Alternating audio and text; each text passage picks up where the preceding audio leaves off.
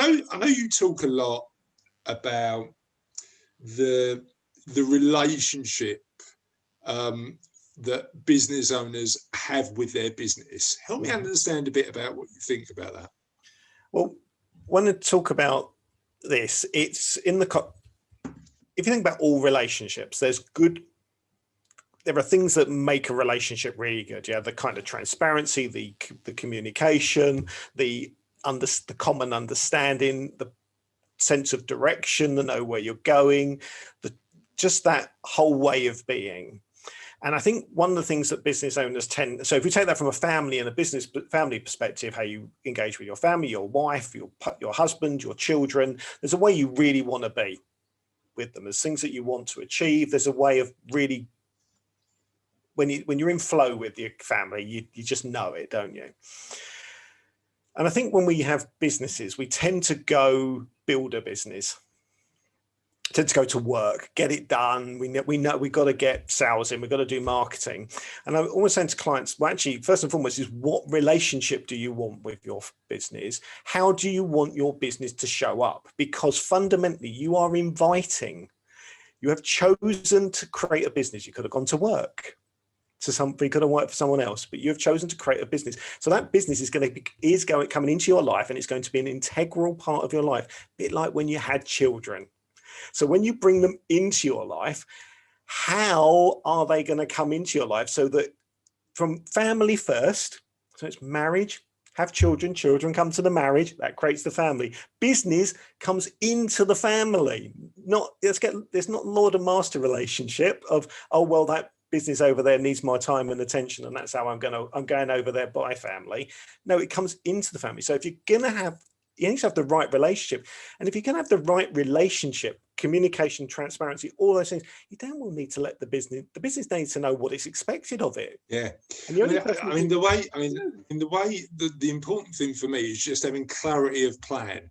And my starting point, and again, we've spoken about this already. There's no perfect starting place, is there? Because we're all on a journey, and we are where we are. But what we can do is re-navigate based on where we are now to where we want to get to. I think that part of understanding what your business needs to do is understand what life you want. Yes. How do you personally want to spend your time? And as you know, I think understanding your number, what financial independence means to you, is so important to help you understand where you are. I mean, the amount of times we've worked with clients who have worked 5 years longer than they need to because they didn't know their number, or worked really hard to build value in their business while their kids were growing up, and missed that time because they didn't know their number and didn't get the balance right, and not just perfect, which is impossible, but completely opposite, because they weren't clear on what their business was planning to achieve. The biggest lesson I learned was a friend of mine. I had this conversation with him a few years ago. He's a financial planner, runs a really good firm up in the Midlands. And he said to me, my dad was an accountant, and he did really well in life financially, but I never saw him. All right. And he passed away 4 years ago, and I'm now in a position where I'm never going to get time back. And you know what, you hear stories like that and you go, that's why the work that we do, giving people clarity, is important. But why we're lucky to hear stories like that, because it allows you to then think about your own life and go, what do I need to change? And we talk about, so we talk about go to work on and in your business, right? And we say, don't go work in your business, work on your business, design it out the way you want. But we fall for I feel that we fall into the same trap around our way we live our lives. How many people during this period that we've just had have taken the opportunity to sit back and look at their life and how they want life to be, rather than just, and lots of people have gone through living on a day-to-day basis, worrying about what tomorrow's going to bring. And we've been doing it for years, not just during this period, for years before, and we'll go on doing it again, which is we don't take a step back and go, actually, what do we want? And part of that is if you're in a business, your business needs to be big.